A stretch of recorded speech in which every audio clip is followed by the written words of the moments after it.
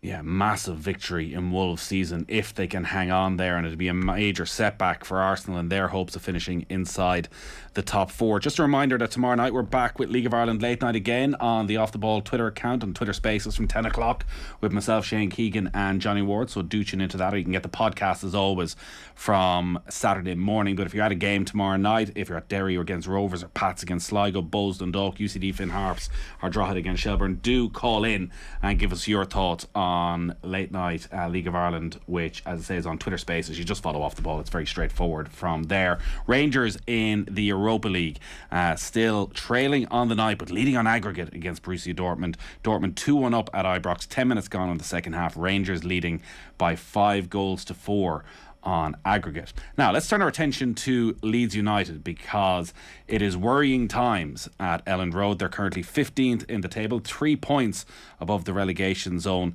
but they've just 1 point from their last 5 games. They've conceded 16 goals in their last 4 matches, beaten 6-0 last night by Liverpool. Adam Pope from the BBC is with us. How you keeping, Adam? All right, Nathan. Still a bit shell-shocked after last night, but let's be honest, I don't think anybody is expecting much less than a 3-0 defeat. I would have suggested before kick-off. Yeah, these results happened to Leeds last season in certain matches, but they were countered with performances where they were scoring a huge amount of goals, and were, even in the games where they conceded a lot, they were always a real threat. Like, the obvious one is the Manchester United game that could have been, they could have been beaten 10-6 and it would have been a fair result last season. This time round, that attacking threat doesn't seem to be there, and they are just so porous at the back.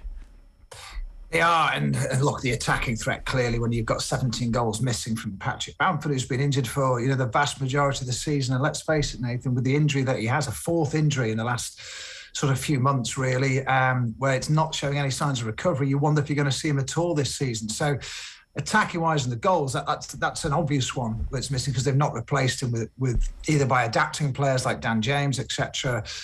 It's not happening. But defensively, look, Bielsa, the head coach, is not pointing the finger at individual errors. He says it's a collective thing. He takes responsibility for it. But there was another corner kick that saw a free header yesterday. That was Van Dijk, and I know the score was at 5-0 at the point, but that's the 8th time that's happened this season.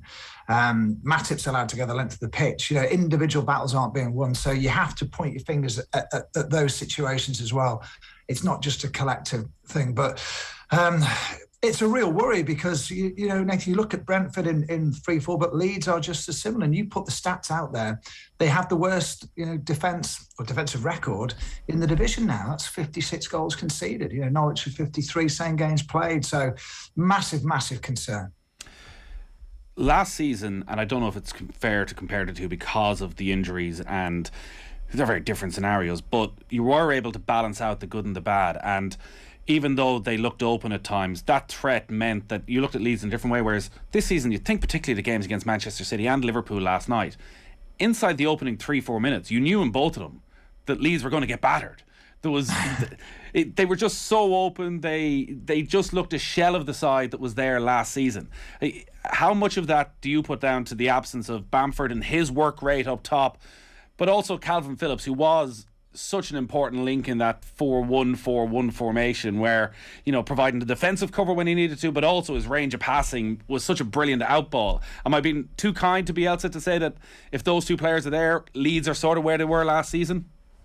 I wouldn't say you're being too kind. I mean, the first thing, just going back to the initial point you've made there about the games, the Man City game, you're right. From the second one, they were completely ineffectual against a magnificent side. Last night, I felt they started both halves reasonably well, but once that first goal went in, and I think it was unfortunate, the penalty that was against Stuart Dallas, then you could see it just deflated them straight away. So, and that's a concern. Now, is it just a matter of Phillips and Bamford? Well, interestingly enough, probably for the first time this season, Bielsa really sort of alerted us to how he felt about why the defensive errors or the porosity of the defence is occurring. And he said, we don't have a defensive midfielder that we can rely on in the absence of Kalvin Phillips. We've tried Robin Koch, but he got injured, of course, with that head injury against Manchester United, and Pascal Strout's been moved in and out of that position. Although he feels those two are more than capable of covering for Kalvin Phillips, he just feels it's not been settled enough, and it's been a huge problem. Saying that, though, when you go against Liverpool last night and you're looking at the midfield, you've got Adam Forshaw, who's been excellent since he's come back, and he's had to sort of fill in last night in, if you like, the Kalvin Phillips role. It does make me wonder, when you've got Liverpool making 3 changes in midfield completely, in their 3 there from the game against Norwich, and you've got Leeds with Click and Forshaw, and Rodrigo, who's not really a midfielder in the sense of, one who's going to be in the muck and bullets and battling to regain possession in the same way as the other 2 are, then you are almost 2 against 3 against, one of the best sides in the world. And that is a bit of a concern last night, I have to say. And, Liverpool eventually got their way and were, well, in all parts of the pitch, were able to go through Leeds. I think Phillips, you're right, will change that. And I think his re-emergence will certainly help Leeds, stabilise and reclaim the ball in midfield a lot more than they have been able to, and prevent the pressure on the defence. And I also think he'll go to, as would Bamford, would go a long way to securing probably the 3 wins that they need now to stay up. We've heard a lot from Antonio Conte at Tottenham and their poor run of form recently, and questioning the players, but also I think questioning the ownership and whether they had that ambition there. Bielsa doesn't seem to have questioned Leeds' ambition around the transfer market, despite the fact that they haven't really brought in huge reinforcements. Even last summer when they spent over 50 million, like Jack Harrison had already spent the last few seasons at the club. It was just a permanency of the loan deal. Junior Firpo was a like for Alioski, so you're not adding something to the squad at left back. And Dan James was the one who came in and has done a reasonable job, probably getting more game time up top than he would have expected. But after the success that Bielsa made of Leeds last season and the excitement that was around the club and the fans coming back to the stadium, would you have expected more of an investment last summer and into January?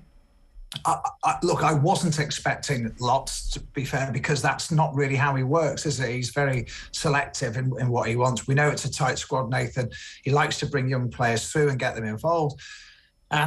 But the big miss for me, and the bit that is a surprise, that they still haven't replaced or added to the midfield since Adam Forshaw came in, 4 years ago.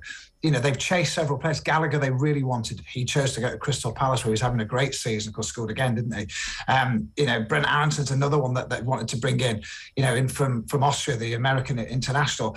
That hasn't happened yet. That could well happen in the summer. We'll have to wait and see. But I'm sure he's going to be alerting lots of other teams now too. And on it goes. They had a look at Lewis O'Brien at Huddersfield. So, and that dynamic, Adam. Sorry, where I'm talking about Antonio Conte, where it's a totally different scenario, where Conte wants the players. Bielsa is so picky about who he wants.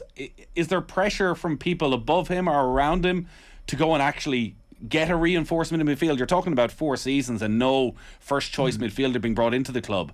Is there anyone who has an influence on him to try and say, well, actually, sometimes you got to go at your second choice?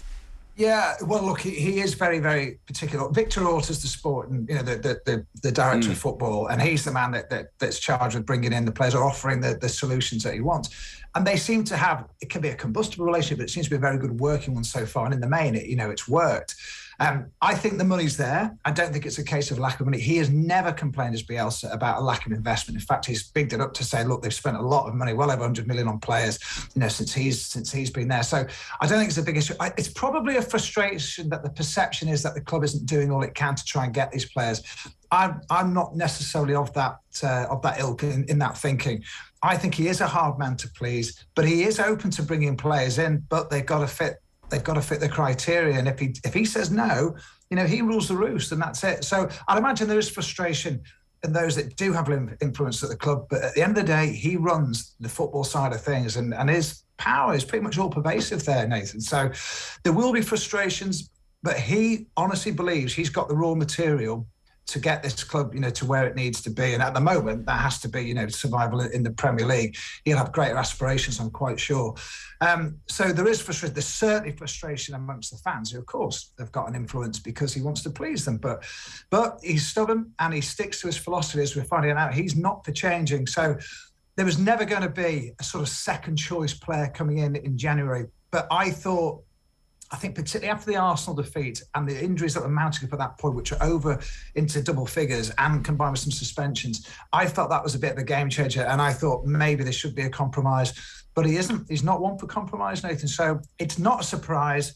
However, they do seem very bereft in the ability to change things now at a time where they really need something to happen. They need a spark from somewhere, to give hope that they're going to get through the rest of the season, which at the moment is not careering out of control, but the results are definitely relegation form. Nicola Pepe has just equalised for Arsenal at home against Wolves with 9 minutes to go at the Emirates.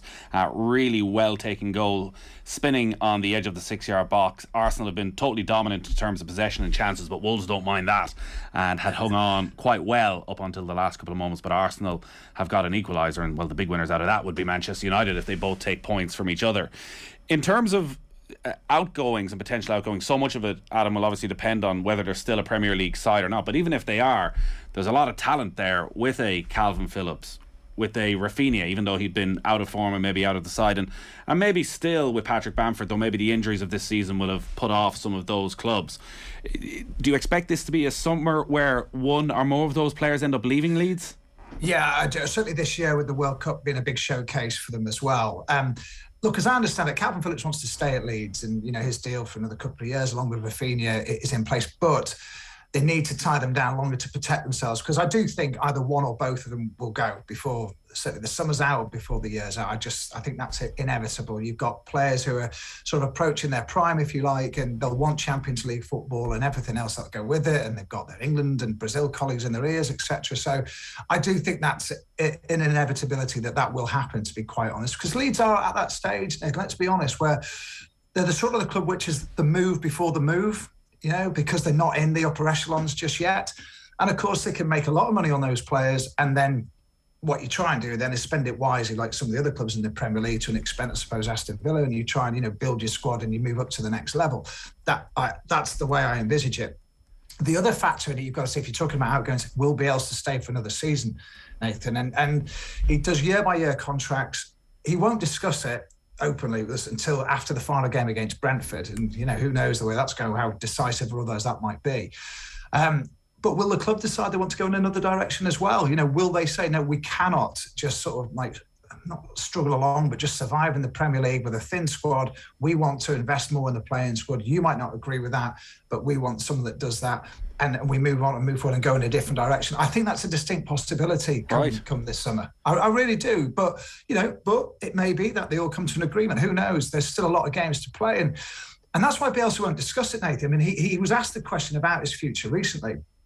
Leeds are making plans. They've had to make plans, of course, to bring in somebody behind him, a succession plan, because they know that his deal might only last a season at a time, which it does. So they've got to be in a position to move. Should they not agree, an accord come the summer? So let's face facts. This could be the last one.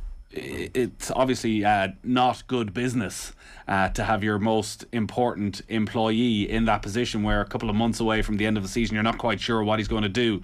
With that succession plan, what sort of names would they be looking at? Well, the names that have come up, Jesse March has come up, the American that's worked well in Europe. Valverde's come up as well. And obviously people that have, had some success to an extent in the Premier League. Nuno Espirito Santo's name has been mentioned as well. But so, look, who can take over? Look, who can take over? Look, right now, Nathan. Right, say like some people are calling for Bielsa's head right now. Personally, they've got to stay with him to the end of the season, because he's the only one who can get a tune out of these players. He's been fantastic. He's been amazing, and at the very least, he deserves that. If you were to replace him now, who could pick up these players from where they are? Which is, confidence is low, results are horrific at the moment in terms of the amount of goals that are going against them, etc. Who could pick them up and make sure that they're safe? I think he's the only one that can do that right now. So who could come in and do that now? I don't think it'd be the same person that they'd want as a long-term successor. You need a sort of a Red Adair type scenario, aren't you? Stick with him, I would say.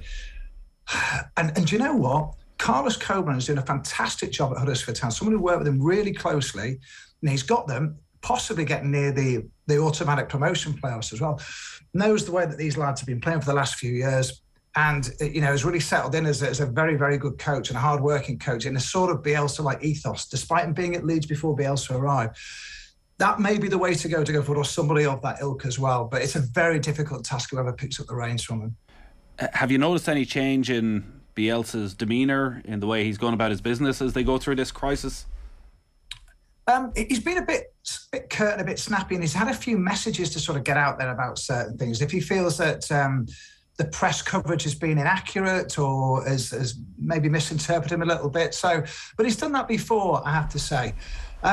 What I do, just as you expect him to maybe really flip or lose himself, his humility sort of comes across in even greater ways. Like last night, I did ask him last night after the game. I said, are specific questions being asked of you and what's going on here now by the board or by the owners? And he said, no, specifically, no, they've not asked it. But of course, the results will awaken doubt. And I question myself all the time. And I said, do you still have faith in the way that you want to play, or are you doubting your philosophy? He says, no.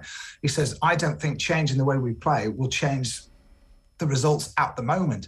So he isn't going to change going forward. So I don't notice a change in him doubting himself in the sense that his philosophy is correct or is a correct philosophy. It's not the universal philosophy, as he's always very keen to point out.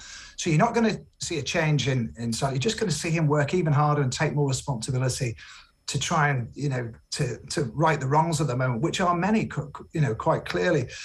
So do I see a difference in him? No, I've seen him go through these stages before at different times in probably every season he's been involved as well, Nathan. But so am I sensing this is a guy that's like, giving up on as well? No, I think he's going the opposite way at the moment. And he will feel that until that last ball is kicked against Brentford, then the job is 100% commitment, which is something he said the other day. You cannot manage at this level without being completely wedded to what you're doing, either as a coach or as a player.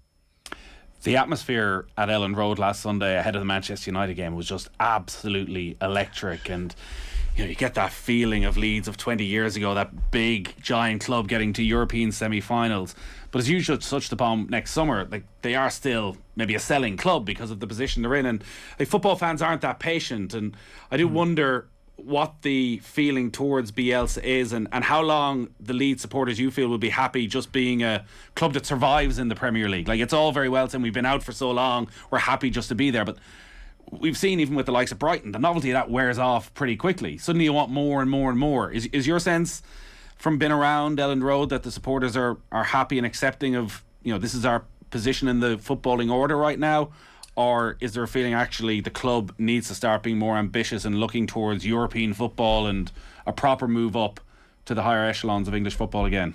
You've raised several really good points there, and I think the Brighton comparison is very good, and be careful what you wish for. I mean, Graham Potter, after the win against Leeds actually this season at Brighton, fans were booing Brighton at half time. It was a poor game, but Brighton, come out and win the game. And like they said, he said, look, they're booing, but we're above, at the time, they were above Manchester United, who had a game in hand, I think. He said the highest they've been in the Premier League. So be careful what you wish for. As for accepting whether or no, Leeds fans will not accept just being in the lower reaches of the Premier League. And they are impatient, of course they are. But for all you get on the Twitterati and social media, and those that are actually caning Bielsa now for playing exactly the same way as they did against Man City last year, where they won with 10 men, at the Etihad, this time they get beat 7-0. They go to Liverpool and heroically lose 4-3, playing the same way. They lose, the same style. They lose 6-0 yesterday. The sensible fan, the fans that are particularly inside the stadium, have got huge support for him, Nathan. They really have. That doesn't mean that necessarily they all see that he's going to stay next season. The plan, if you listen to Raj Razani, who's still the majority sharer, was that, after sort of 3 to 5 years, they'll be looking at sort of European football. He's 2 years into that plan. There's a 50% chance, according to the chief executive, Angus Kinnear, that you go down in your first year and your second year. So they're treading that line very tightly.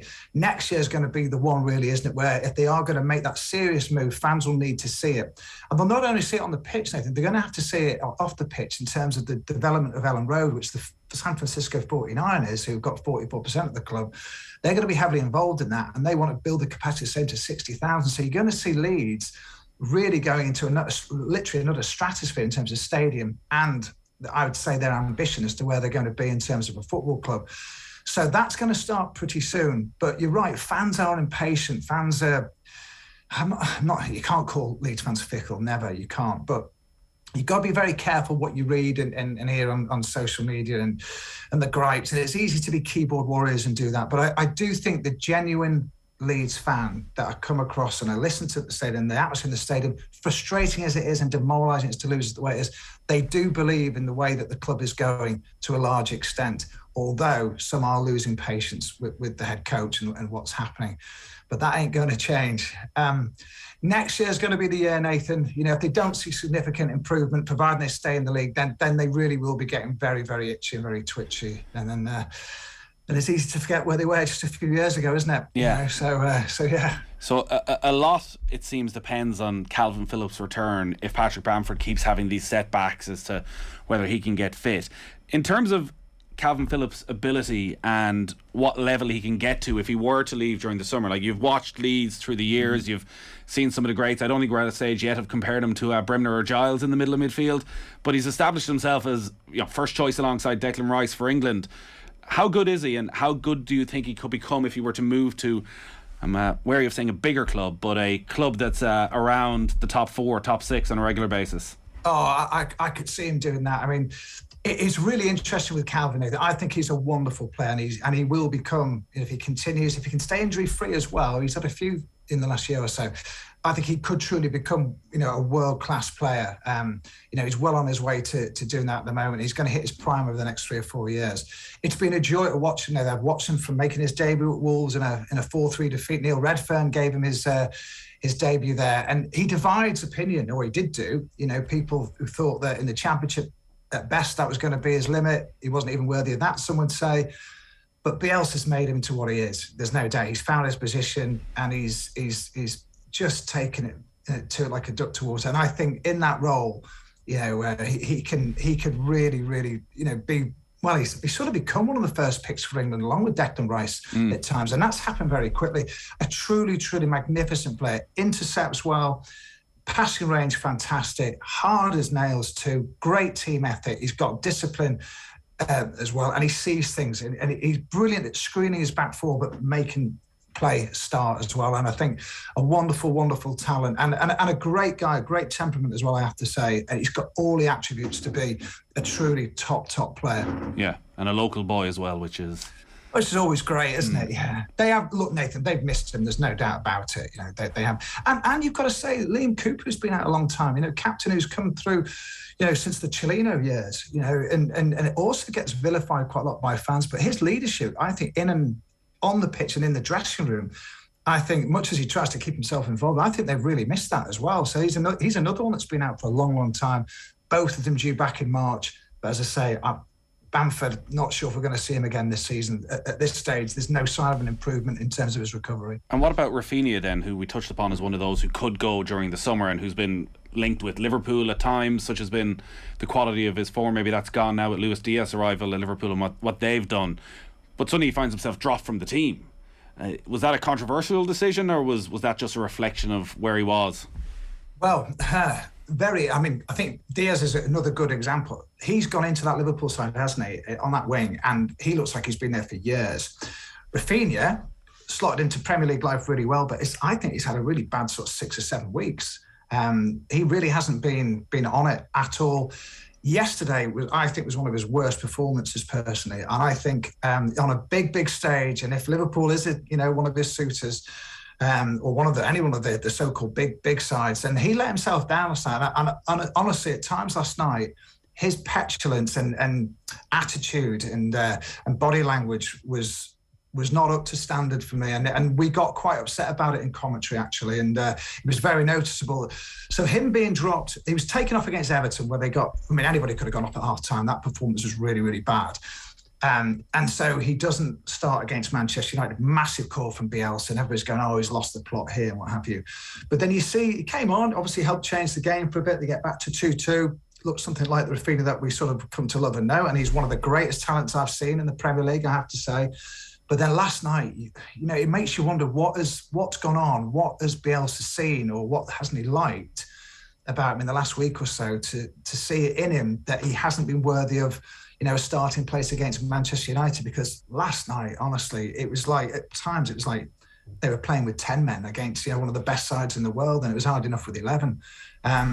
Worrying, but let's not get away from it. He is a fantastic talent and could grace any side in the Premier League. Apologies if I looked a little bit distracted there, because there's some wild scenes at the Emirates. Arsenal are going to beat Wolves. Alexandre Lacazette finishing off a sensational team move from Arsenal in the 96th minute. Tight angle, just trying to dink it across, almost maybe as a pass, and Jose Sa comes off his right arm. I think it might have gone across goal if he hadn't got a touch, but the end result is the ball is in the back of the net, and Arsenal, it looks as though, are going to beat Wolves, having come from behind. They lead by 2-1, and absolutely mad celebrations from Mikel Arteta and all the Arsenal supporters, and that's a huge win for them. We were talking about what it might have meant for Wolves if they could have hung on. They would have been within 3 points of Manchester United, but it is Arsenal who are going to come away with all 3 points now from the Emirates, and that means in the race for the top 4, Arsenal are up to 5th, and they're just 3 points behind Manchester United, and they have 2 games in hand on United. So it is going to go right to the wire, but Arsenal right now are primed to push into the Champions League places, which will be a huge win for Mikel Arteta. Leeds will have a role in that over the next few weeks, particularly at the weekend, because Tottenham aren't out of it. Antonio Conte, the angriest man in football right now. The fixture list for Leeds it's kind of hard to know at the moment. So Spurs at home Saturday morning early, then they go to Leicester the following Saturday. They've got Aston Villa, and then the match against Norwich, which is one of those that, you know, if you don't win that, you're really in trouble. So it's not the most imposing fixture list over the next month, but also with the way they're playing, conceding so many goals, it's a big problem if you're conceding 3 goals in every match.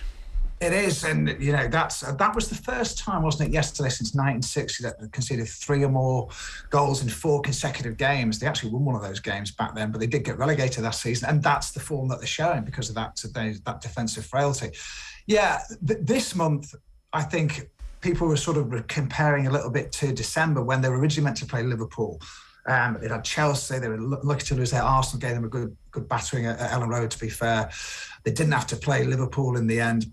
They got a point against Brentford. This month, obviously, they had to play Liverpool, and you know it's really come home to bite them. So they've got a point against Aston Villa. Can they get something off Spurs? Difficult. I know Spurs were lost last night, but they did get that victory against Man City. And if Song and Kane are on it and they get ahead, then you can just know that Leeds are going to struggle confidence-wise. So it's a big, big game. I think the 2 that you mentioned, I mean, Leicester's tough. I know they did well there last year, but the double header with the rearranged game against Villa at home and Norwich at home, absolutely key, I would say, at this stage. And you've got to look at that Norwich game and think that has to be one where they get, you know, one of the wins or the few wins that they're going to need to stay up, which I still think they will, Nathan. You know, they might still take a few beatings along the way, but I still think they're going to stay up. But yeah, it gets a bit easier after Spurs, you'd like to think, but when you're drained of confidence, and you could feel it, Nathan, when the 3rd goal went in against Manchester United, never mind last night against Liverpool, you just felt all that effort, having got back to 2 almost going ahead, you could just feel the air that was sucked out of Ellen Road, and you thought, oh, here they go again, sort of thing. And then there was another one, and then obviously last night too. So it needs a heck of a turnaround. I'm not sure if it's going to happen in time for Saturday, but certainly it's got to be happening again for an early kickoff away at Leicester the following Saturday. They've got to start picking up points very quickly, because we've seen Newcastle, you know, have done their best to buy their way out of it. I know Trippier's injured. Burnley are digging in now. They're well seasoned at this, aren't they? You know, they've got some great results just lately. I don't think Norwich and, you know, Watford are really going to turn it around. I don't. But Brentford are going to join the party at some point. Everton obviously got Man City this weekend. You know, if they lose that, then they're obviously back in it too. So somewhere very quickly they're going to have to get just a point, you know, just to reverse this, because otherwise they are going to get sucked in before too. And it's a massive fear for fans. It really is. They just feel like back here for the first season in the Premier League, you know, after such a great season last season, they're able to watch their side. And, you know, you could be in a scenario where all those new media facilities and everything else that comes with the Premier League, Nathan, never get seen or used, because at the moment they're still in the red zone for COVID areas, and nobody's really seen them. And, you know, before you know it, they could be in the Championship like that. I don't think that's going to happen. And I'm being serious about it. I'm not just with my heart. I do generally think with my head, even playing like this and being a bit porous, they will have enough about them to beat enough sides to stay in the division. Never mind the fans worrying about it. Adam Pope is a Premier League journalist. You don't need to be back down in the Championship again, Adam. Man. You need to be in the Premier League. It was hard enough in League One for those seasons. I'd imagine so.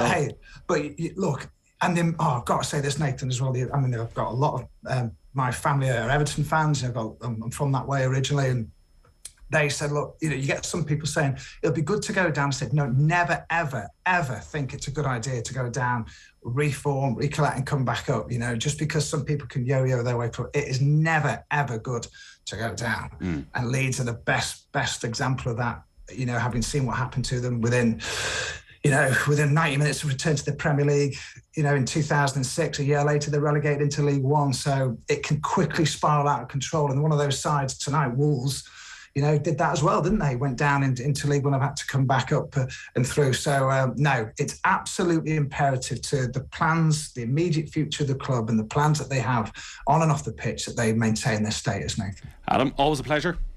You too. Adam Pope there from BBC Leeds. Arsenal have beaten Wolves 2-1. Alexandre Lacazette with almost the last kick of the game winning it for Arsenal, so they are right in that mix for a top 4 spot. And Rangers are going to knock Borussia Dortmund out of the Europa League. It's 2-2 on the night at Ibrox. Rangers leading 6-4 in aggregate, just a couple of minutes left.